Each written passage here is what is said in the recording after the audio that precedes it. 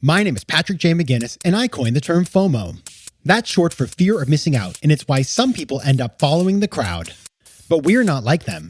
We're part of a new species that isn't afraid to do things differently. I call us FOMO Sapiens. And this is the show where you'll meet people like us, phenomenal FOMO Sapiens, to learn how they find the courage and the ideas to live exceptional lives. FOMO. FOMO. Hey everybody, welcome back to FOMO Sapiens. It's a show for people who don't just follow the crowd, but instead take their own path to success in business and in life. I'm your host, Patrick J. McGinnis, venture capitalist by day, author and podcaster by night, and of course, FOMO Sapiens 24/7. Now, last week's show was part one of a two-part interview with Diego Saez-Gil talking about finding purpose through adversity. So if you haven't heard that, go and listen to it first, or else you're not going to get all of the juice out of this episode. So you got to have that context before listening. So go ahead and do that. If not, stay with me here.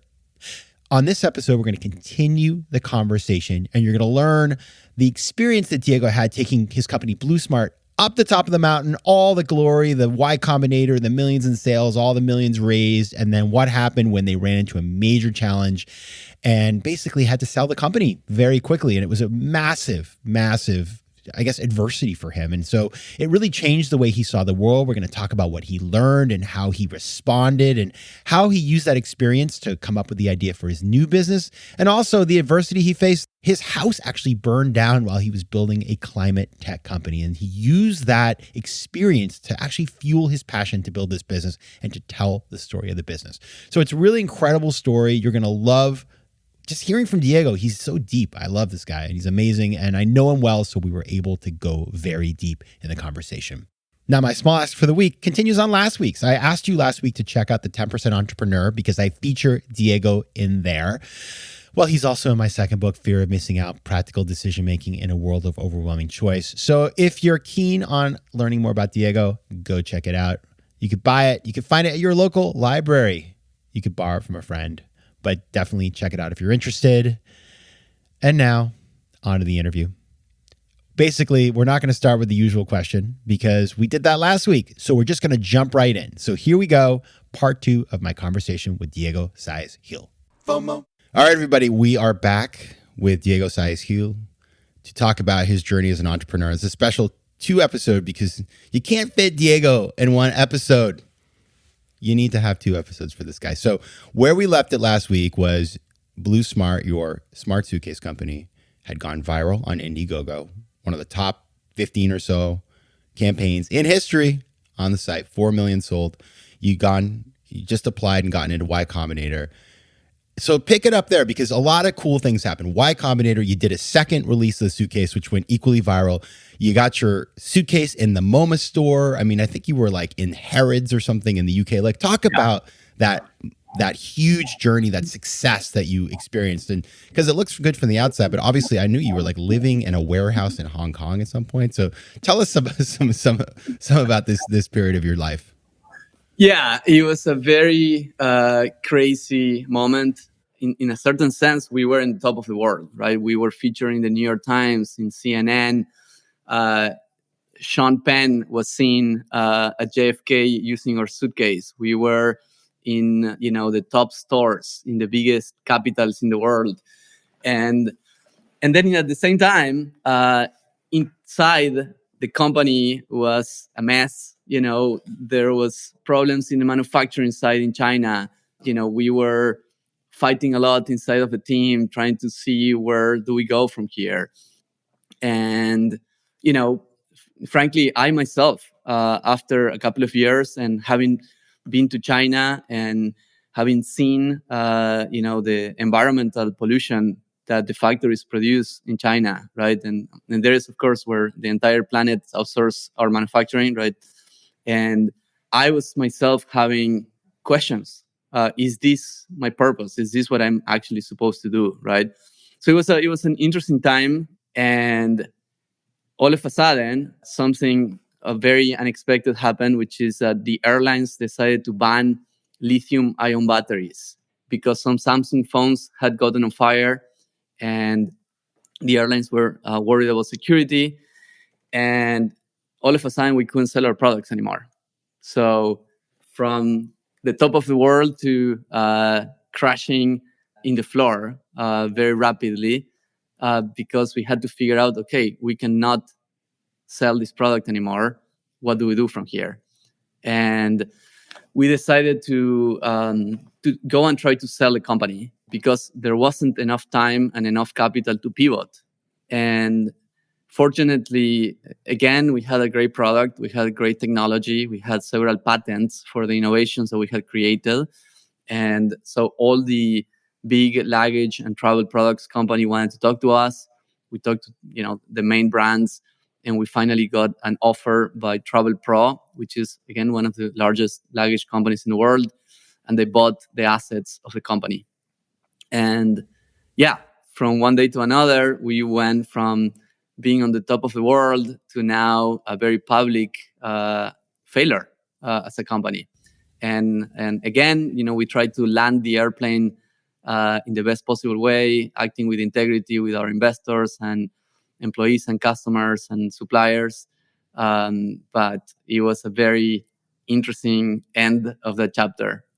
Yeah, it's insane. I mean, you just said it, but one day this is a company that has raised all this venture capital. I remember so a bunch of us, when we started this company, when you started it, a bunch of us invested $5,000 a person. And at some point, I think I calculated my $5,000 was worth like $400,000 or something, which is insane. And then it wasn't worth anything, unfortunately, because there were too many, there's too many people to pay. It is what it is. Like, it's, you did it all the right way. You communicated. You were always straight up with us. Yeah, and there were moments in which we got companies wanted to buy us for at the top of the wave, right? So we could have sold the company at a high value, but of course we thought it was very early, that the company has so much upside, so much to grow. But in a way, I feel that this is a way that this chapter had to happen. Totally. I mean, the one thing for all you investors out there and entrepreneurs, which I've learned the hard way, is don't count the paper gain, because until you have the money, it's nothing. It's just the reality of the thing. Yeah, startups are risky.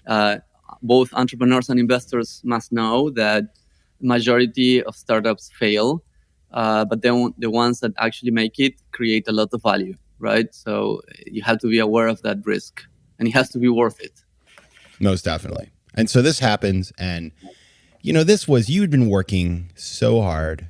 You went from this, as you said, kind of the top of the world, to having to close down, or not close down, but sell your business for far less than you knew it was worth. And it was very unfair, because you had also done the work. You had done the diligence to figure out, make sure that you should be allowed to do these things. So it wasn't like these guys were careless, by the way. It just was like bad luck. And frankly, I now think about it. I mean, I know Away was your competitor. They're still around, but then the pandemic came anyway. So it's kind of like that movie Final Destination, where at some point the Grim Reaper was going to come get you no matter what you did. I always during the pandemic, I was like, well, Blue Smart, I don't feel so bad anymore. But what happened? Because I know we obviously kept in touch for this period, and you went back to Argentina and you went on this really interesting kind of journey, because you wasn't you were in the dumps. So talk about kind of how you dealt with that.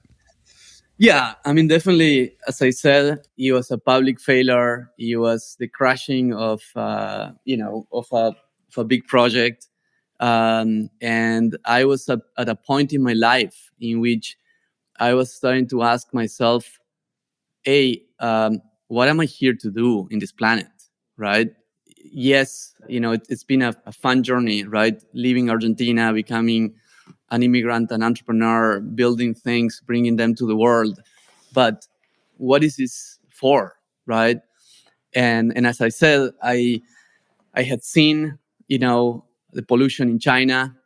Now, in this sabbatical, I went back to South America, and one of my brothers had the idea of doing a trip to the Amazon rainforest to clear our minds, right, and go and refresh. And in that trip to the Amazon rainforest, I got to see the deforestation of the Amazon, which is quite shocking to see. You see this beautiful old-growth forest, and then next to it, a clear cut, right? And that was my second, I like to say, eco-awakening, right? I knew about climate change. I had always cared for our planet. But one thing is to know it intellectually, another thing is to see it, right? But in combination to that, I took this time as a spiritual sabbatical to really explore. I had been exploring outwards for so long, and now it was a time for me to explore inwards, right? To go inside of myself and ask again who I am, what am I here to do, what is important, what is not. Um, and I was very fortunate to discover a few pointers that were super useful. One thing I did is I went into a meditation retreat, a Buddhist monastery where I learned to meditate, and I learned Buddhism, which is an amazing philosophy. I don't see it as a religion; I see it more as a life philosophy. And then that led me into reading a bunch of books about Eastern spirituality, which is such an amazing worldview. And then in parallel, on this Amazon trip, I reconnected with my South American indigenous wisdom traditions, right? So I am partially descendant of indigenous people, and that's an entire lineage that I had not paid too much attention. And there's so much wisdom from the people of the Andes, right? This idea of Pachamama, that the earth is a living being, right? And so there were several months of reading books, meditating, walking in nature, and asking myself big questions. And today I'm super grateful that I gave myself time to do that, because it was in a way a readjustment of life purpose and uh, a learning about what really was important for me for the rest of my life, right? And I totally recommend people, if you have time, to do a mini spiritual sabbatical. I think is critical, especially in a moment in your life in which you're transitioning from something to something else. FOMO. You did a longer trip that involved travel and sort of stuff like that, which not everybody can do, but you don't have to get on a plane to the Amazon to read these books, or this is available everywhere, online even, right? So it is valuable. I always say Diego is getting married next year, and I'm going to his wedding, and I'm going to Argentina for it, and I'm going to stay there for a little bit, because I always say Argentina is like my sweat lodge, as it were. Every time I've had a period of transition, I've always gotten a plane to Argentina. It's a place where for some reason my brain functions at a higher level. And so I'm taking that opportunity to spend some time to just think about what is the next 5 years or whatever, which is a healthy thing to do for everybody, even if you kind of think taking a little time away to just ask yourself big questions and sort of think about well, why am I doing this is valuable. So thanks, Diego, for getting married so I can do that. Now, I do want to pick it up there. So you go through this profound experience and you settle on this new idea, and you make a lot of changes. You move to California, you live in this house in the forest, you start working on this idea for your new company, Pachama. Talk about the changes that you instituted and kind of what guided you as you made these moves. Yeah, I remember when I came back from the Amazon rainforest, I wrote in my diary 3 big words, and these 3 words were purpose, nature, and community. And these were 3 things that I was seeking in my life that I didn't have fully. So purpose, it was about, okay, if I'm going to start a new project, which I was reluctant to, because it's so hard, right? And I had just experienced, the highs, ups and downs of building a company. But if I'm going to start something new, it has to be very purpose driven. It has to be, hopefully my life's purpose. Number 2, I realized the power of being in contact with nature now, having been in the Amazon and in other ecosystems. So I want to live close to nature. And number 3, the importance of community. And by community, I mean friendships and family, and not forgetting that we are community people, right? Humans are social beings, and sometimes we forget when we are in our careers, so focused on our own agendas, we forget about community. But yeah, I moved to a cabin in the woods of California in the Santa Cruz Mountains. And from there, I researched how can technology play a role on helping solve the environmental crisis that we have in front of us, which is climate change, the collapse of biodiversity, the loss of so many ecosystems. And out of that research, the idea for Pachama came. And Pachama, I can tell you, a one-line pitch is a technology platform that uses technologies such as satellite data and AI to measure and monitor the carbon that forests sequestered, and then use that data to help finance reforestation and conservation projects around the world through the vehicle of carbon credits, which companies need to achieve their sustainability goals. And the big vision is that from here to the 30s, we can hopefully help drive hundreds of millions of dollars, help protect hundreds of millions of hectares, and help sequester millions of tons of carbon from the atmosphere. In a way, building the Amazon or the Airbnb of the forest, if you want, and in doing so, hopefully helping on one of the biggest challenges that humanity has in its face right now. It sounds like you learned how to show and tell. Is all I got to say. Okay, that's very impressive. Like that was beautiful, because I think this is a big idea, and I remember when I first heard about it, it's really evolved. You can tell the story in a much clearer way, which is obvious because you've been building this business for a while now.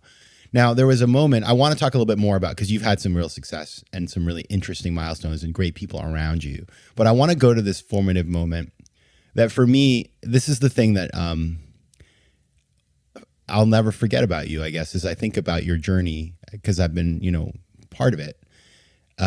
You did something really, I think, courageous and true and real, which is that you experienced, in your own life, the ravages of climate change, which was that your house burned down in forest fire.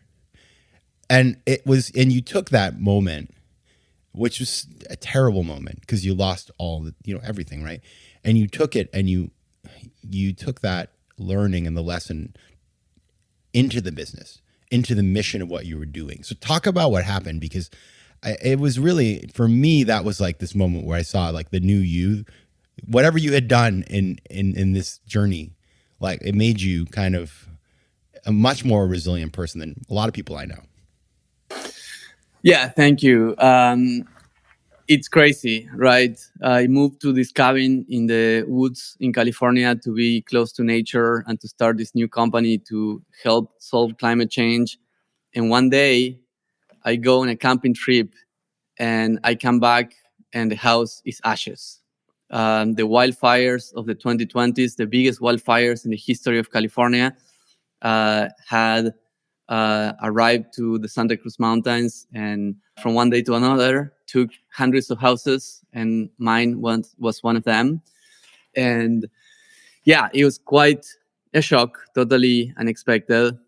But you're right. I mean, I think that thanks to all the spiritual work that I have been doing before, I was able to turn this experience into more fuel for this mission, in the sense that, one, now I was a victim of climate change myself, and I could have the empathy of knowing what is going to happen for millions of people if we don't solve climate change. Number two, now I had nothing to lose again, right? I was back to zero. All my possessions, all my life was gone once again. And I think that there is something powerful about that too. Number three, I was able to put to practice all these things that I had been learning from Buddhism and Stoicism and, some of the philosophies I had studied, which is, non-attachment, impermanence, observing your emotions and the fluctuations of your mind without identifying yourself too much with it, and being able to have the equanimity to overcome any challenge that life throws at you. And of course, all that is very powerful as an entrepreneur, right? So I was able to put to test all these things and then charge forward very, very strongly onto the building of Pachama. And I think that also it became part of the mythology of the company, right? So all the team members, all the people that were around the idea, all of a sudden felt, wow, okay, now we have a very mythological origin story, and now we have to go and make this a success. FOMO. FOMO. Diego, you just mentioned equanimity, which is actually a word I learned from you. And I think it's good to stop there for a minute. Sure. Define that for everybody.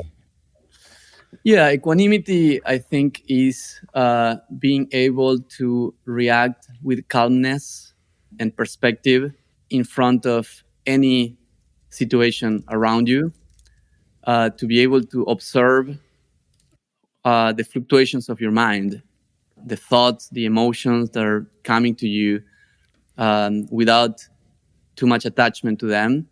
And from that center of peace, be able to make wise decisions.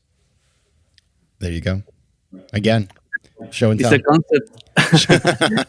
It's a concept from Buddhism, right? And it's what Buddhism says that you have to foster through meditation and mindfulness. And the Stoics, which were Greek philosophers, had a similar idea around tranquility, right? And Marcus Aurelius and Seneca talk about developing tranquility. It's such a superpower. I mean, it's more than that, right? It's not like a tool per se, but in the world we live in, with the upheaval, with pandemics and political crises and economic crises and just the normal stuff of living life, if you can cultivate some of these things, you can kind of roll with the punches. And when your house burns down, you can find the ability to turn that into part of your mythology, your company, rather than, it would be very understandable if you just threw in the towel and just went back to Argentina after that, because that is a huge blow. But you didn't. You've raised $79 million for Pachama from a really interesting group of investors. If I have it correct, you've got Mark Benioff from Salesforce. You have Ellen DeGeneres and Portia de Rossi. I mean, that's an interesting. Get those people around a table. That would be fun. So, what is you've been building this thing for a while now. This is your third big venture. You're an immigrant, as we talked about earlier. What is your advice for founders? Somebody who wants to follow in your path and understands now, because you've given us the roller coaster. Like, what I love about you is you're real about this. Like, so many people try to tell you the story and they tell it in the hero's journey way. That's like a TED Talk, which is, that's what people like, because it's like it's inspiring, but that's not real for most people. So what's your advice to entrepreneurs who are listening right now and they're like, oh man, do I really want to get on this roller coaster? Yeah. Well, I mean, I think that the first thing I would say is purpose, right? Starting a venture and frankly doing anything in life is hard, it's full of challenges. So if you're going to do it, do something that has a purpose that is bigger than yourself, something in which you're contributing to life, contributing to your community. And spend time before starting a venture, really going deep inside of yourself, asking, is this a purpose that resonates deeply with my heart? Is this a purpose that I can work for the next 20 years of my life? Because if things go well, you're going to have to work for decades on your project. And I think it's a superpower as well, because when you have an important purpose, not only is a fountain of motivation for yourself, but also it attracts incredible people. It attracts employees that are actually motivated for the long term. It attracts investors that will support you for the long term. It attracts customers. It attracts supporters from every corner, right? So I think my first advice would be start with a purpose that is meaningful to you. And frankly, as you said, we are in a very interesting moment in the history of civilization. So many challenges, giant challenges, climate change, now, conflicts in Europe, inequality. The list of humanity's challenges is really long. And at the same time, we have all these incredible technologies, things that allow for radical transformations very rapidly, right? So I think that we have in front of us either utopia or oblivion, as Buckminster Fuller put it, right? So I think that it's critical that we have more entrepreneurs working on these big problems. So my first advice would be that, do something that the world needs. It's not going to be easy, but it's going to be easier, actually, because you're going to have all that energy behind you. Yeah, and I think for everybody listening to you, the thing that I take away from today, many things actually, is, things don't go your way all the time. And when they don't go your way, can you take those things and make them a strength? The things that feel like weaknesses. I failed at this. I didn't do this right. This was wrong. Like we just heard Diego tell us that he paid attention in his moments where he was trying to figure out the path. He paid attention and the universe kind of gave you the answer. You even burned down your house. Sorry about that. But you took that and you made it a strength. So if you want to find out more about Diego, first of all, go follow him on Twitter at Saez-Gil. That's Saezgil. You can find out more about Pachama on Twitter at Pachama Inc. or at pachama.com. Diego, thank you so much for being here. Thank you, Patrick. I really, really appreciate our friendship and for many, many more decades of friendship. Yes, most definitely. FOMO. If you like today's show, please be sure to rate it and recommend it to your friends. And as always, you can find me on Instagram at Patrick J. McGinnis, on Twitter at PJ McGinnis, and on the web at FOMOSapiens.com or PatrickMcGinnis.com, where you can get all kinds of free resources to live a more decisive and entrepreneurial life. FOMO Sapiens is recorded in New York City. Theme music is by Mike McGinnis, and editing and post-production is by Josh Elstro. If you like today's show, please be sure to rate it and recommend it to your friends. And as always, you can find me at FOMOSapiens.com and at PatrickMcGinnis.com. To advertise on FOMO Sapiens, reach out to contact@FOMOSapiens.com. FOMO.